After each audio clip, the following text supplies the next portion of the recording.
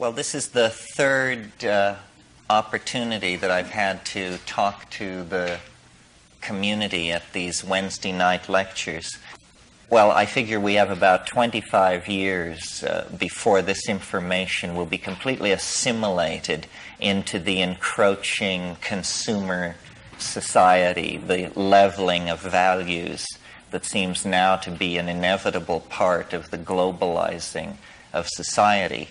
On one level, it's very good. We recognize ourselves in our enemies, and there's a commonality of values generated. But on another level, it's tremendously destructive of novelty and uniqueness.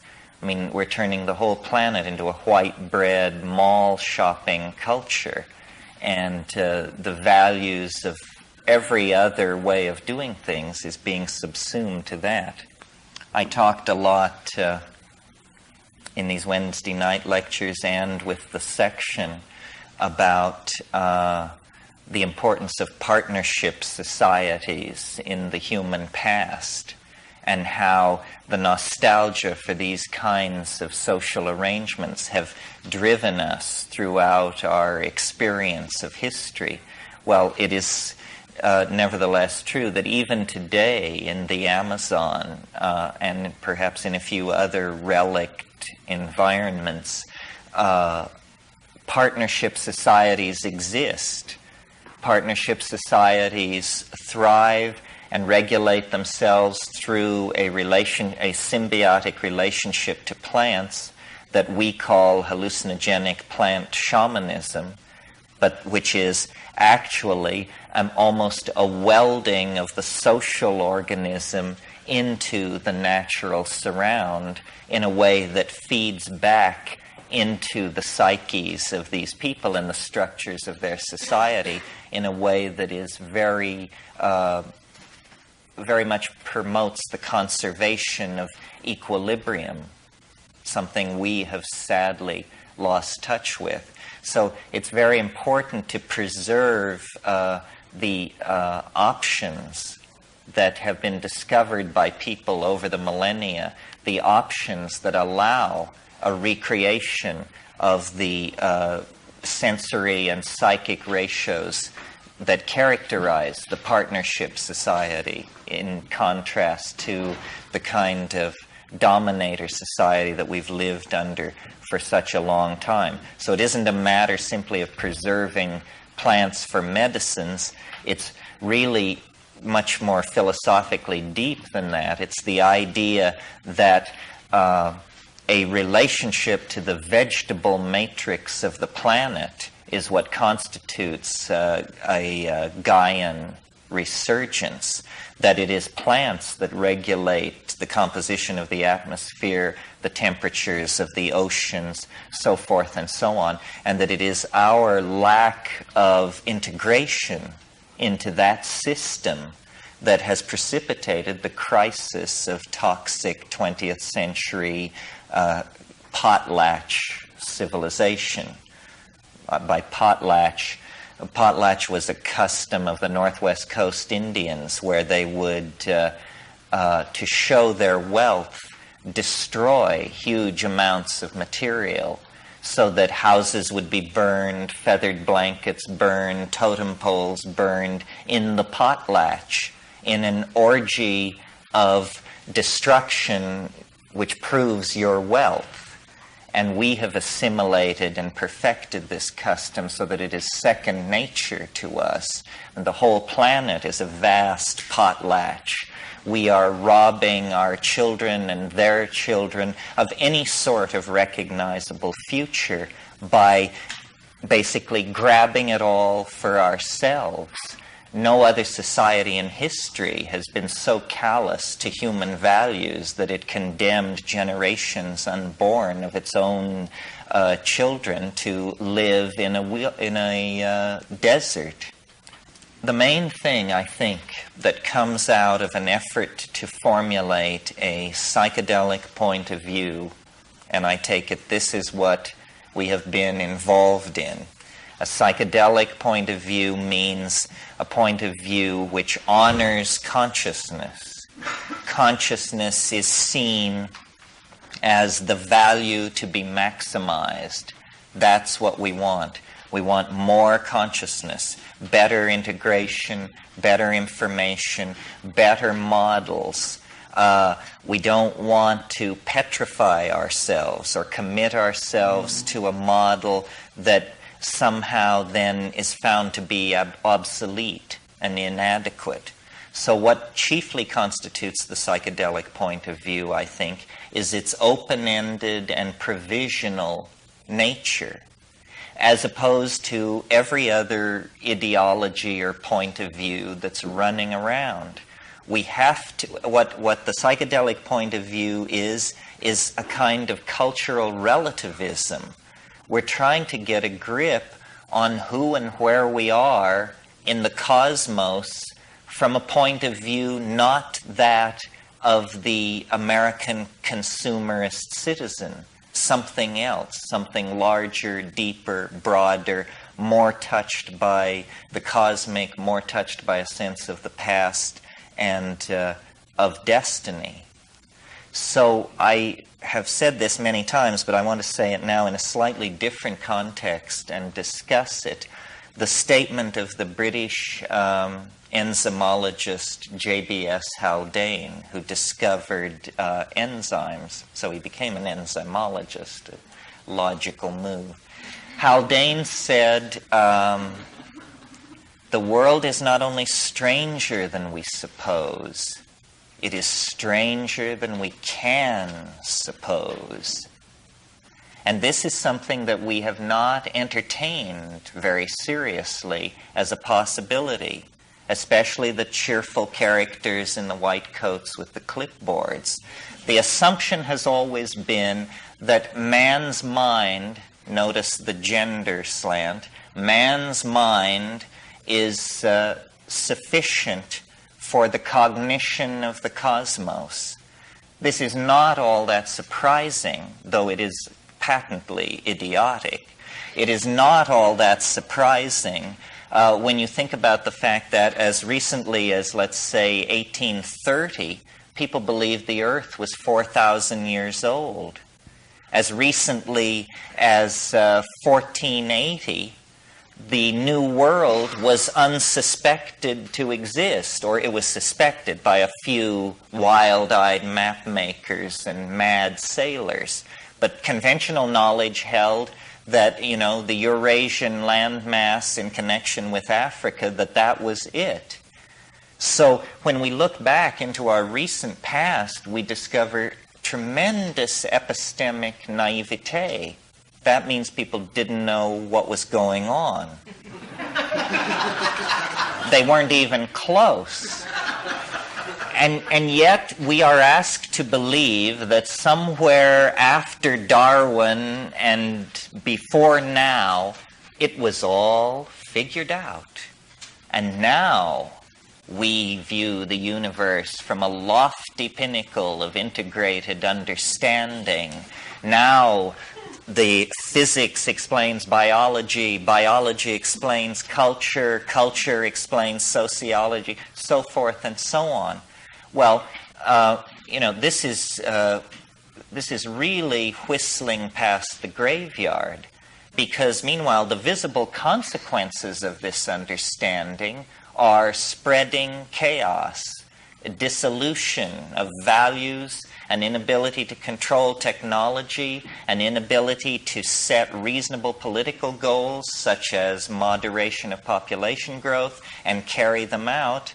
Instead, somehow this deep insight into how everything works has left everything a mess. And, what does that mean about us? Why is that, and what can be done about it?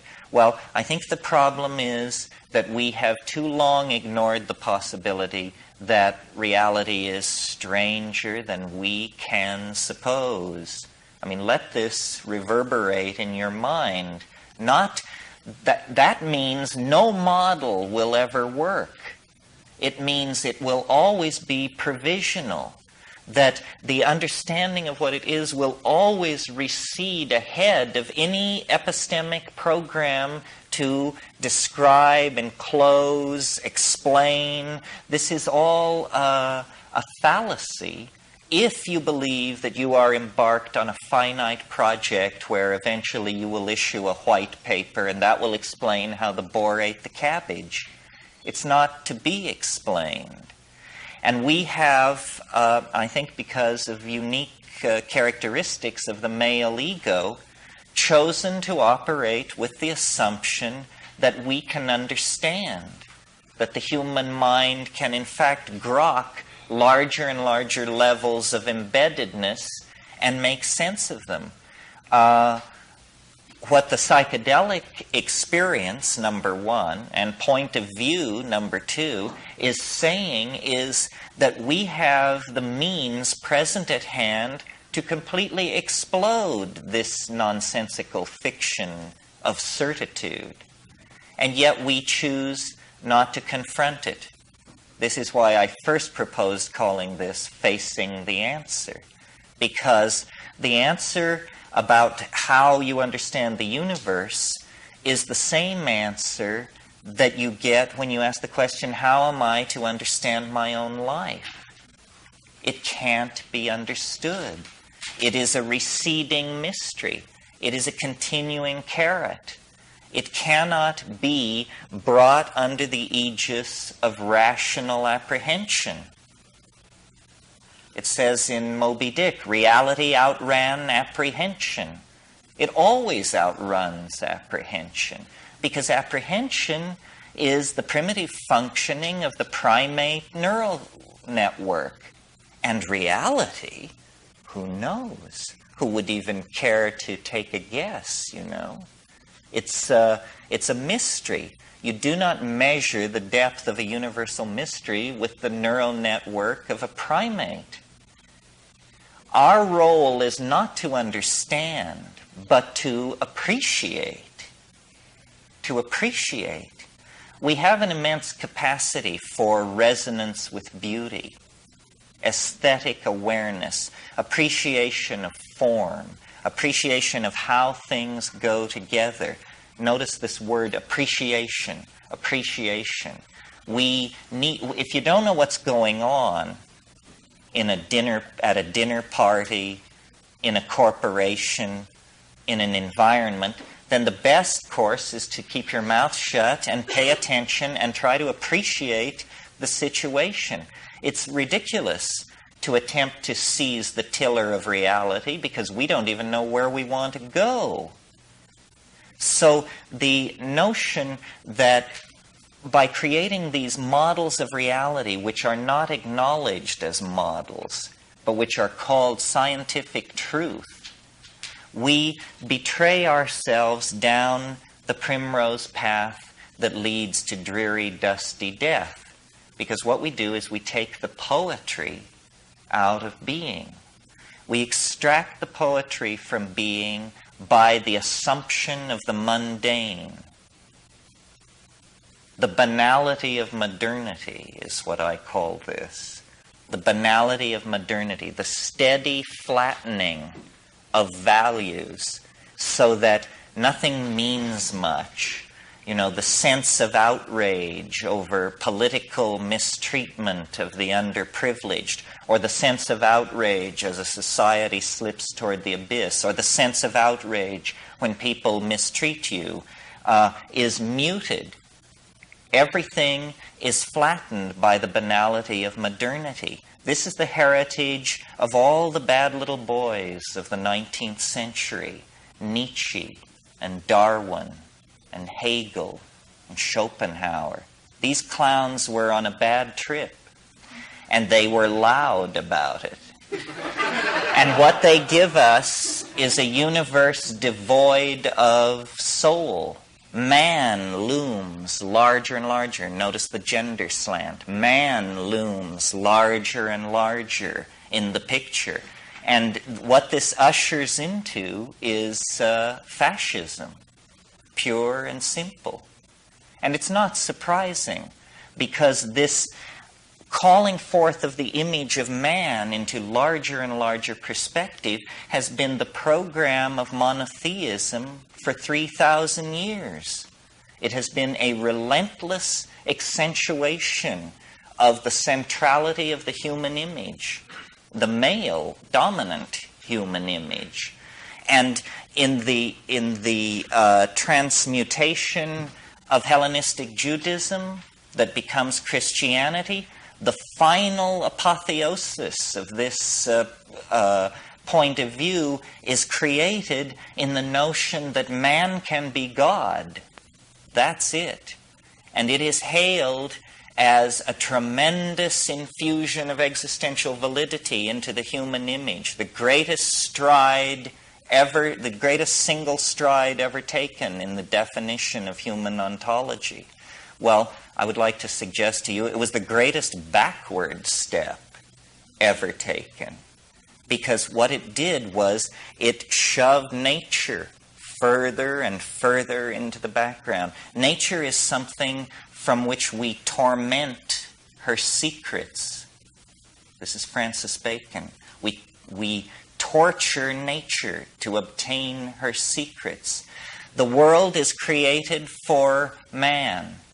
It is for man to remake in his image all this gender stuff. And it is then no wonder that building on that foundation, 19th century rationalism, which thought it was putting these things behind it, it conceived itself as anti-clerical, as anti-monotheism and Christianity in some sense, and yet what it really did was it just stripped away the Baroque trappings. Hans Jonas was very acute in pointing out that 3rd century Hellenistic Gnosticism and Heideggerian philosophy are essentially the same thing. It's just that in the Gnostic recension, you get all these sexy, you get demons and angels and levels and the emanation from the pleroma and the clash of the archons. Opera. In the Heideggerian recension, they've just gotten down to the nitty-gritty. But the message is the same. Man is thrown into the unknown. Man is in the abyss, lost. All meaning must come from within. All order must come from an inner vision. We are abandoned. This is Heideggerian language. We are abandoned. Well, this is permission then for pathology, because it is a point of view purchased at the cost of ignoring the facts of the matter. And that is, in my definition, a delusion. A point of view purchased at the expense of the facts of the matter. Whitehead said there are stubborn facts. You can reduce and reduce all you want, but there are certain stubborn facts. Well, one of them is the primacy of nature. A stubborn fact which was ignored by this tradition. Once nature is taken as the ground of being, then the permission to inflate the image of the ego is denied. And I think that this is happening globally, very slowly, under pressure, under duress, because our backs are to the wall. We are seeing a planetary crisis unfold before our eyes. And, blame has not yet come into the rhetoric, but eventually it's going to be understood who's to blame. And it isn't the tribesmen of New Guinea or the Indians of Siberia. It is Western, male, scientific, technological hubris that has claimed center stage like a noisy drunk and then just proceeded to hold us all prisoner while it acted out a process that is rooted in its own traumatic birth, in the sundering of the symbiotic relationship to the vegetable matrix that characterized prehistory. Well, so what I'm offering as a counterpoise to that is this notion of provisional models. Nature is not mute. This is what Sartre said. Nature is mute. He was another one of these people who pushed this existential line in one form or another. Nature is not mute. Nature is full of affection and intentionality toward humankind. But intuition must be given prominence in the rearrangement of our relationship with the world. And I talked the other night about induction and intuition, and I want to say just a little bit more about it tonight. Different things. Science runs on induction, which is a very low-grade form of logic. It means you do something over and over again, and if it happens the same way 100 times, you have confidence that the 101st time it will happen the same way. Intuition doesn't work like that. Intuition, as I said the other night, leaves no trail. And most of us are accustomed to thinking of intuition as something feminine, mysterious, unexplainable, and sort of magical. And also, I think, because we live in a male-dominant society, we undervalue it. If someone claims intuition, our position is probably one of prove it, doubt in the face of the assertion, you see. But there's an interesting thing about intuition that I don't think many people understand or have bothered to look at, which is, did you know, I'll bet you did know, mathematics is based on intuition. Now, half of mathematics would rise with a screech of horror at this statement. But the other half of mathematics calls itself intuitional mathematics. Okay, well now what's going on here? Probably if you are not a professional philosopher of science, you are accustomed to associating mathematics with science rather closely. This is because science, in order to give itself legitimacy, has very slyly appropriated mathematics, especially in the 20th century, to its purposes. But if we talk about what is called pure mathematics, which is the great love of mathematicians, the other kind of mathematics is applied mathematics, and that's for engineers and technologists and is not, what moves them to the edge of their chair. But if we think about pure mathematics, it is an activity carried on in the mind, based on deductive truth. Deductive, not inductive. In other words, a statement is made. It can be anything. All grays are non-X. This is just a statement. We don't yet know what this is going to be about. All grays are non-X. All greens are F sub 1.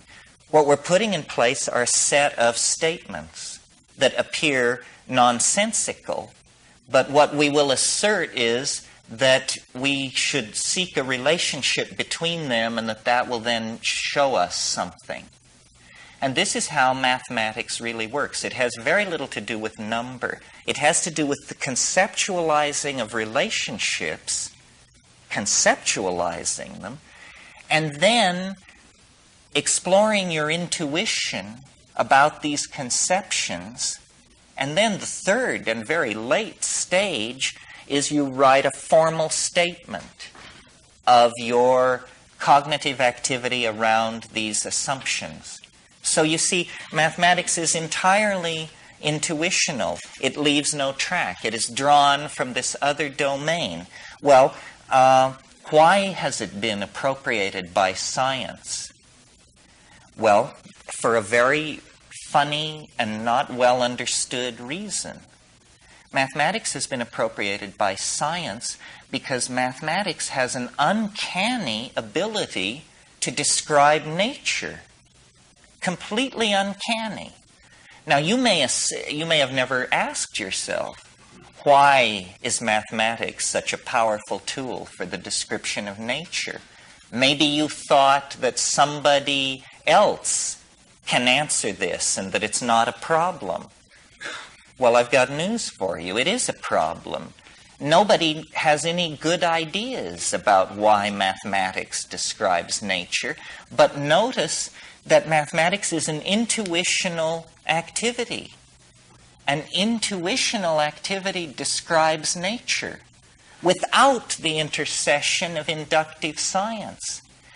Inductive science is a kind of naive holdover from Greek Democritean theories, where everything is conceived of as clearly conceivable and operating according to known laws. But in fact, the deeper structure of nature is not modeled out of an examination of data obtained by measurement. That isn't how it works these days. The deeper description of nature is achieved by taking weird objects from the frontiers of mathematics, these things dreamed up in the confines and depths of the human mind and inside computers, and then laying them over nature and seeing, my gosh, there's a one-to-one correspondence between, let us say, the multidimensional catastrophes described by René Thom, and the dripping of a faucet, the turbulence in a brook, the voting patterns in a ghetto. All of these things are seen to be easily modeled by extremely exotic mathematical objects discovered through intuition within the mind. Well, what does this mean? Well, it means, if it means anything, I mean, before we draw the deeper conclusion, what is the conclusion on the surface? It must be that the unaided human mind is more capable of correctly modeling nature than the human mind that works through the methodological inductive approach called science. And in fact, this is clearly true because the world described by science, a scientific description of this room, would say very little about all the important things going on in it.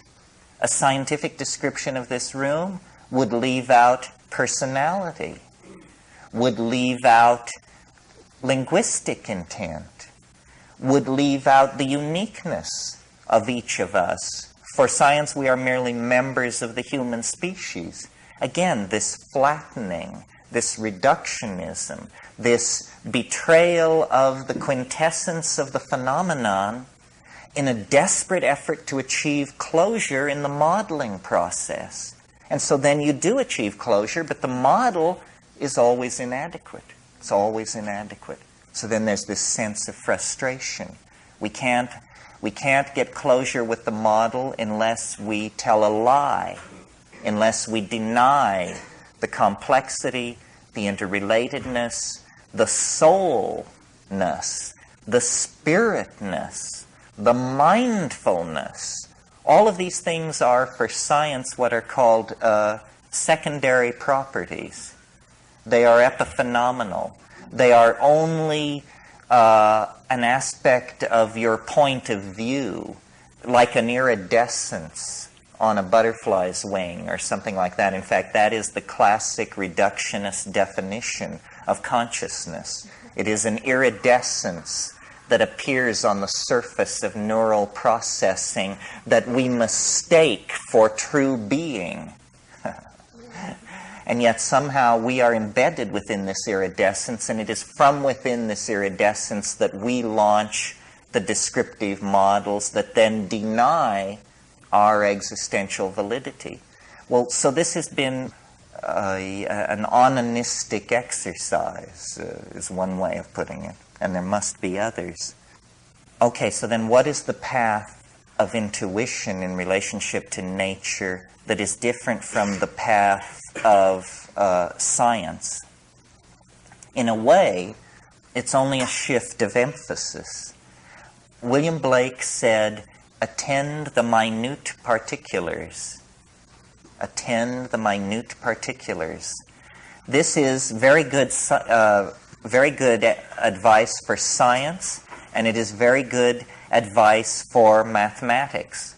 And what I'm suggesting here tonight is that we have misconstrued mathematics and have bought the notion that it is a part of science, when actually it stands ready to empower intuition and to sweep science, if not away, at least into a more proper role, more befitting its extremely limited application to the higher orders of reality that we really care about.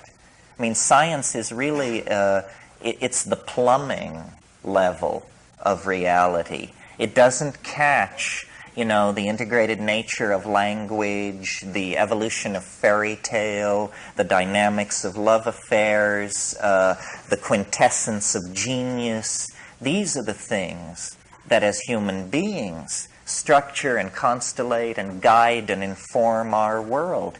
And science has nothing to say about these things. Mathematics, on the other hand, is like the bedrock celebration of these things.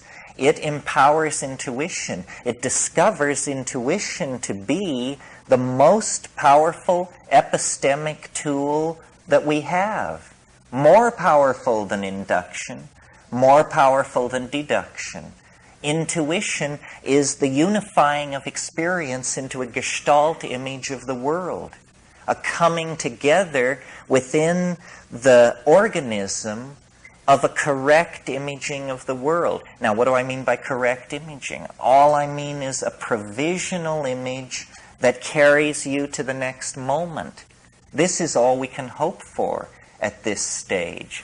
We are much more suited for dancing than for whatever it is that we have been doing. Whatever it wasn't dancing. We are a part of nature. We are a part of light. We are a part of the energy field of the planet.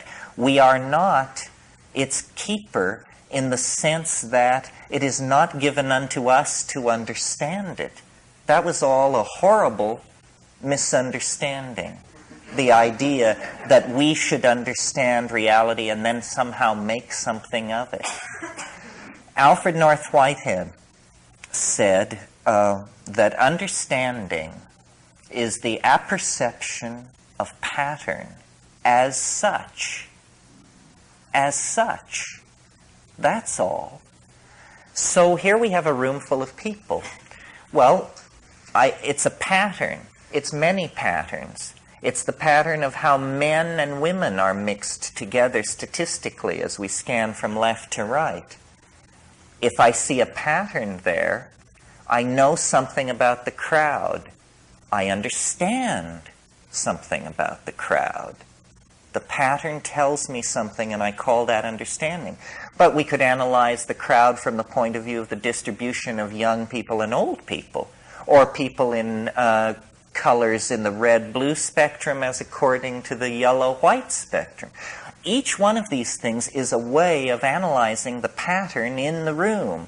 And each one of these patterns tells the perceiver more about what is going on in the room. Because the room is not a distribution of young people and old people, a distribution of men and women, or a distribution of garment colors. The room is a mystery, a recessional mystery that presents itself as a series of interlocking patterns of infinite depth. And so, in building collective epistemologies, this is what we must ask of these epistemologies, that they give us the experience of understanding. And the experience of understanding is largely intuitional. How much of an experience of understanding do you have when you examine what modern physics is saying about the origin of the universe? I submit not much, because it is so clearly the product of abstraction, the product of the phonetic alphabet, the male ego. They set all the interesting stuff back in the first 3 minutes. Who can go and look? It's all stacked against empowering the perceiver. It's all stacked against empowering the perceiver. You can't even check the statements these people are making unless you happen to have a $125 million colliding Bevatron or something, and the understanding to use it and interpret the results. So what we have is a priesthood off on the edge of things, propounding great profundities that nowhere touch the heart, nowhere empower the individual, nowhere strengthen the dyad, or reinforce the family, or give support to the downtrodden. It doesn't seem to be about that. In other words, the explanation of the world is not a human explanation. A human explanation must come from intuition. It must come from poetry. It must come ultimately from experience. And by experience, I don't mean the experimental method of science, which is that things are pulled apart, taken down to their lowest common denominator, and then described. I mean, if you do, that's like believing that you understand Los Angeles if you have the telephone directory. You know? I mean, this is the level of genetics today. What they say they understand life, and they have the telephone directory, and they're talking about Los Angeles, because they can look up, you know, where the genes are, the coding for the proteins. You know, does this tell us anything about a broken heart, or a Messiah, or a Hitler? I don't think so. So what we are trying to do is return the focus of attention to individual experience. We have been slave too long to ideology transmitted hierarchically and based on a tremendously alienating instrumentality. That's what science depends on now, a tremendously alienating instrumentality. What we need to do is empower experience. Well, this is where the psychedelics come in, because citizens don't take psychedelics because it's illegal. Neither do marionettes. Neither do robots. None of these well-behaved and mechanistic reductionist images of humanity take psychedelics because it's misbehaving. Misbehaving is a great sin. In fact, it's enshrined as the first sin. You'll regard that the psychedelic issue was there in Eden, and somebody misbehaved, and then they got tossed out forever, and their children's children into the chaos of history. It's interesting to read in Genesis why this was. It was because they will become as we are, says Yahweh. They will become as we are if they eat of the fruit of the tree of knowledge. I suggest to you that this is precisely what we should seek to do, and that this we is the voice of hierarchy, the voice of paternalism, the voice of the male ego finally right up into the storm god, the volcano god who lies back there in the origins of monotheism. We empower our experience by insisting on our authenticity. It's a wonderful thing to learn to be able to stand up and yell bullshit. I did it when I was about 18 years old, and it was the meme of the hour, and it blew their minds. It did blow their minds. It was uncivil. It was uncivil. It lacked polity. It was rude and crude and correct, because so much is being slung, and nobody is talking about the primacy of experience and the dignity of the individual. The dignity of the individual. We went a long way with this in America before we betrayed it. And it wasn't only betrayed by the clowns in Washington. It's also betrayed by anybody who clusters themselves around the feet of some self-proclaimed nabob. Because the fact of the matter is, nobody knows what's going on. Nobody knows. Nobody has the faintest idea. The best guesses are lies. You may be sure of it.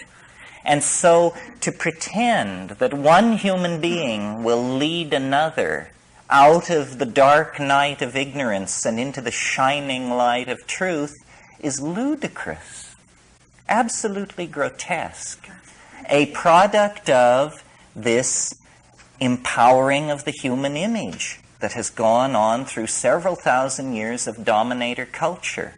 If you want a teacher, try a waterfall, or a mushroom, or a mountain wilderness, or a storm-pounded seashore. This is where the action is. It's not back in the hive. It's not in the anthill. It's not knocking your head against the floor in front of somebody who claims that because of their lineage and whose feet they washed and whose feet they washed, that you should give credence to them. Knowledge is provisional, and we are yet to approach even the first moment of civilized understanding. The way it is to be done is by trusting yourself, trusting your intuition. Reject authority. Authority is a lie and an abomination. Authority will lead you into ruin. It's not real. And it isn't, don't get the idea that it's this liberal rap about how everybody has a piece of the action. You know, the Jews know something, the Buddhists know something, the Huichol know something. Nonsense. Rubbish. Nobody knows anything. These are different kinds of shell games that have been worked out by priestly castes of people to keep things under control. Institutions seek to maximize control, control, control. That's what they're into. Did you think they were in the business of enlightening you? Saving your soul? Forget it. Control is what this is all about. And to the degree that we commit ourselves to ideology, we are poisoned. Any ideology, Marxism, Catholicism, objectivism, you name it, rubbish, all rubbish. What is real is experience. What is real is this moment. And so then what it becomes about is, what are the frontiers of experience? How much of that has been taken away from us by these dominators, by these priesthoods, by these cults, by these philosophical shell games? Well, a lot. That's the whole story of history. Our growing unease, our growing dis-ease, our malaise is all about the fact that we are kept from the wellspring of experience. We are sexually repressed. You may not feel it, but look back 100 years to a world where pianos wore pants. You know, maybe we've made a little progress on the sexual thing. Maybe not. Maybe more or less than we think. But we are repressed in all of these areas. And we are particularly repressed in the area that relates to the psychedelic experience. Because it is raid to the dominator insect invasion. They can't take it. They can't stand it. Because it empowers the individual. It dissolves the cheerful model of science. It's just exposed as, a nice story. It enriches the accessible universe tenfold, 100-fold, 1,000-fold. It makes the individual complete within his or her self. And this completion of the individual is extremely destructive to the plan of the dominators, which is that you will be a cog in a machine. You will participate in the life of an organization. Not your life, the life of an organization. You will go to some bullshit job. You will pour the best years of your life and your genius and your hopes into this. You will serve an institution. You will serve. Well, it's a bad idea for free people to go along with this. A much better idea would be to insist on the dignity of human beings, to recognize that the freeing of slaves, the giving of the vote to women, the ending of public whippings, that this program of political enlightenment must also then include hands-off on how people want to relate to changing their minds. We are not interested in being sexually regulated by the state, and we are not interested in being intellectually, spiritually, emotionally manipulated by the state. The state should stand down in this issue. The state is acting as the enforcing arm of the dominator culture, specifically of fundamentalist screwballs, who, are horrified by all this, by the notion that people would claim the authenticity of their own minds, that people would stand in the light of nature and reject original sin and the guilt from Eden and, the sins of the fathers and all this rubbish which is handed down. What the archaic revival is going to have to mean, if it has teeth, is a re-empowering of the individual and a consequent lowering of the profile of institutions, especially government. We need to think about these things because we have bought into the idea that we have to serve and behave and be enslaved, else chaos will engulf the world. We need to carry out our analysis of the situation to the point where we can embrace chaos and see that chaos is the environment in which we all thrive. That's how I've done it for years. You think I could have gotten away with this in the Soviet Union? I don't think so. I require a society on the brink of social breakdown to be able to do my work. And I think a society on the brink of social breakdown is the healthiest situation for individuals. I don't know how many of you have ever had the privilege of being in a society in a pre-revolutionary situation, but the cafes stay open all night, and there's music in the streets, and you can breathe it, you can feel it, and you know what is happening. The dominator is being pushed. It never succeeds. It never is able to claim itself. But on the other hand, history is young. We may have a crack at this. A global society is coming into being. A global society made out of information that was not intended to be ours, but which is ours through the mistaken invention and distribution of small computers, the printing press, all of this stuff. Information is power, and information has been spilled by the clumsy handling of the cybernetic revolution by the dominator culture so that it is everywhere. Never has the situation been more fluid. Never have the opportunities for infiltration, insurrection, and hell-raising been more present at hand. But we have to seize the opportunity.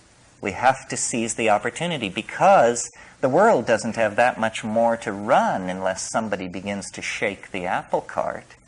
If we don't begin to shake the apple cart, then the apple cart is just going to sail over the cliff and be lost. So the psychedelics are very hot in this because they dissolve boundaries. They dissolve assumptions. And our task, our being the